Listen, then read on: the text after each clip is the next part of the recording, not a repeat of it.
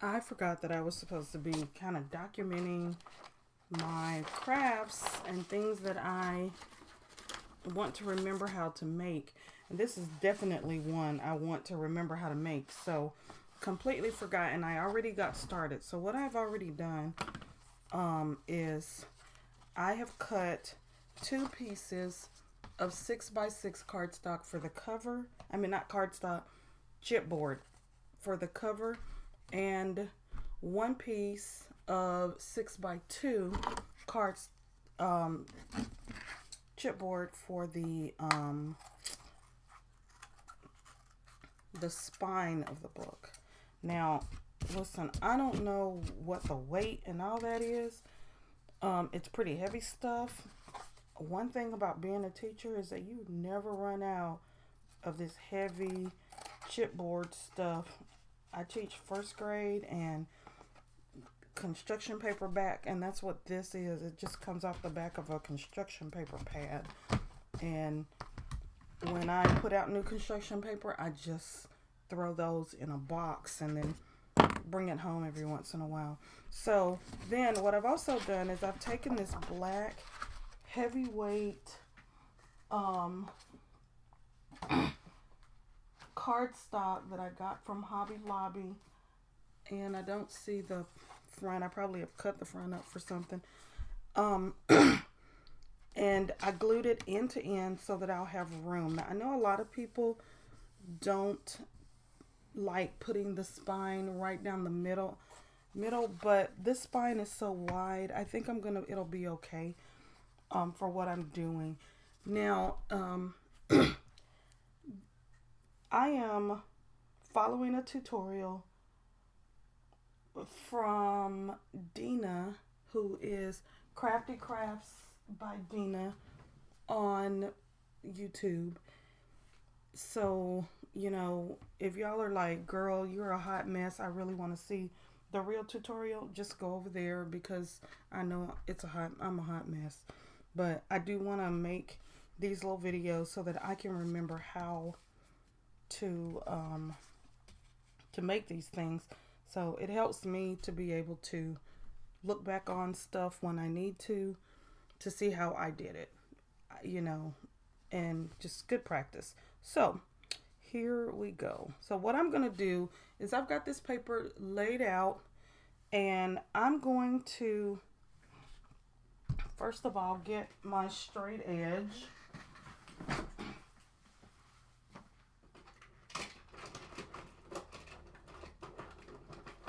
This one will do. This will do for what we're doing. I'm going to get my straight edge here. And goodness gracious. No, I do not have coronavirus.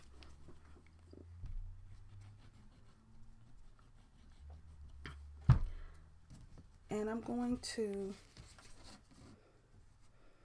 try to line this up as much as possible. I want to get that right in the center of those two overlapped pieces of cardstock. And I want to make sure they're straight. And then I'm going to hold that in place. And I'm going to put glue on one edge of that paper. Just one edge for right now because I just want to get it. And I want to put it about 1/8 of an inch apart. I just want to get that placed down.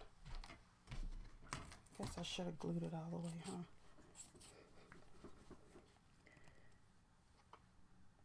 And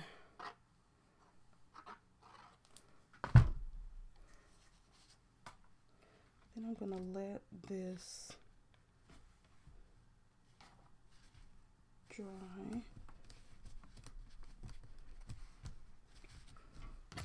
Okay.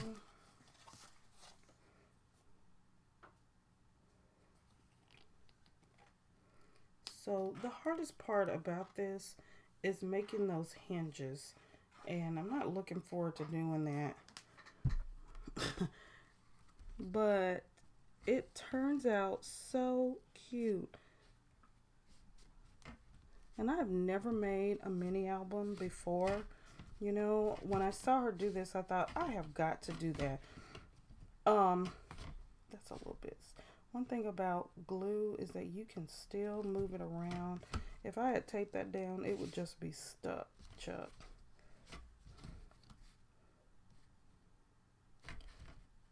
So see, I have those too far out. Now, I'm going to flip that over.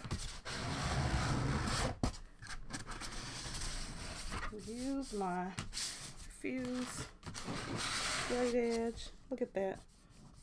Oh, that was on the back of mine. Can I scrape that off? I'm not going to worry about it because it'll be covered anyway. Alright, so we're going to let those dry.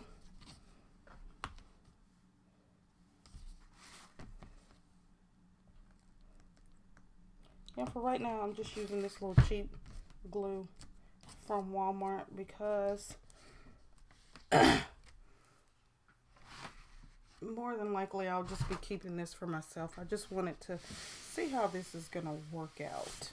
Alright, so before I go any further, I want to take off a little of my excess paper.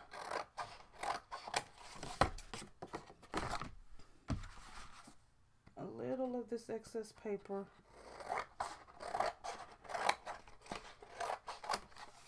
Then I'm going to kind of miter these corners a little bit.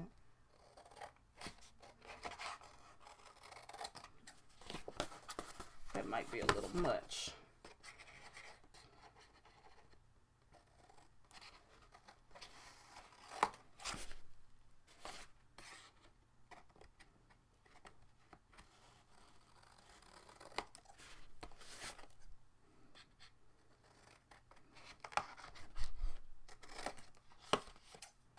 Still not on the corner. Just take it off. So, I'll do that first one. So, alright, now you want to kind of work this cardstock so that you're not going to split it on the back side when you adhere it. Now, you can adhere this with glue, with tape, with whatever you want to adhere it with. I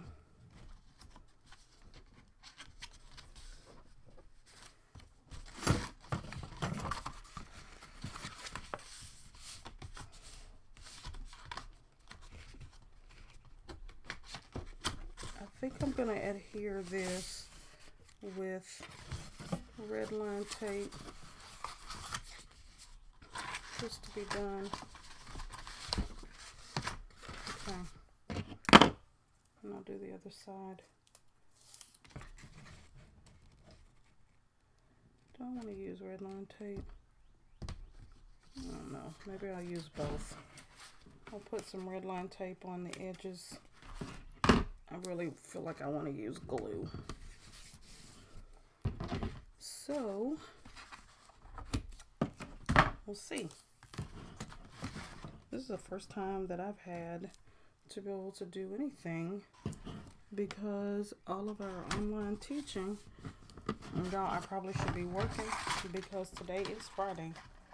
So, hopefully nobody that works with me is trolling YouTube to try to find teachers not doing work. But I am sitting here in front of my computer, and so if any of the kids have questions, usually on Fridays, everybody kind of leaves you alone.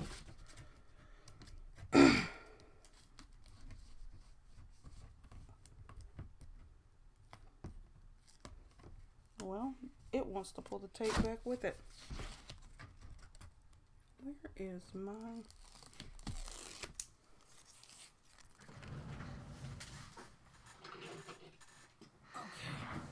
Now,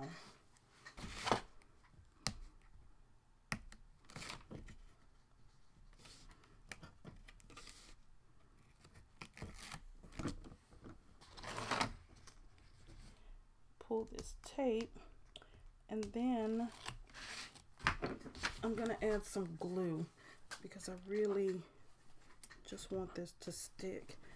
And this Redland tape was given to me by somebody, and they said, oh, you like to craft, this tape is really good. Okay, and so this is the very first time that I'm really using it. Do I want that? Yeah, I think I want this part down first.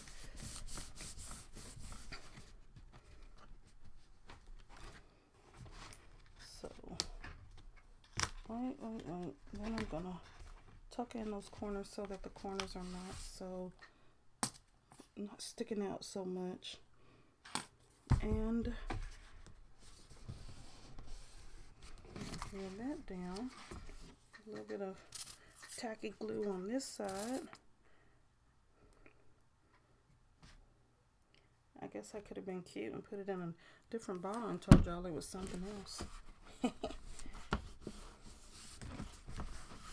Sometimes I wonder, you know, I look online and I'm like, that glue is too expensive. But one day I think I am going to buy a bunch of that glue and just do a glue test to see what the differences are. I'm sure that some of it is really, really good. Like, I love my art glitter glue because it dries fast.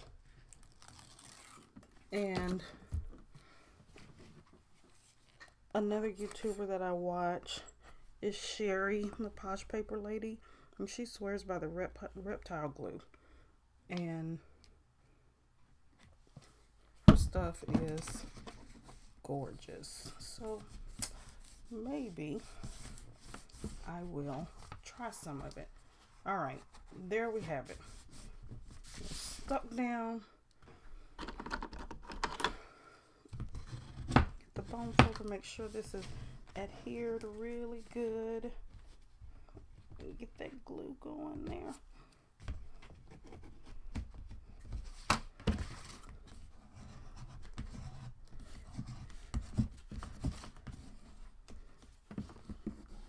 I'm gonna watch those edges, make sure that you have good adhesion,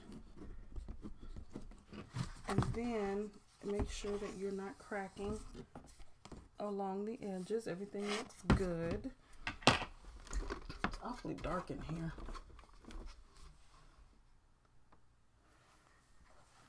So everything looks good on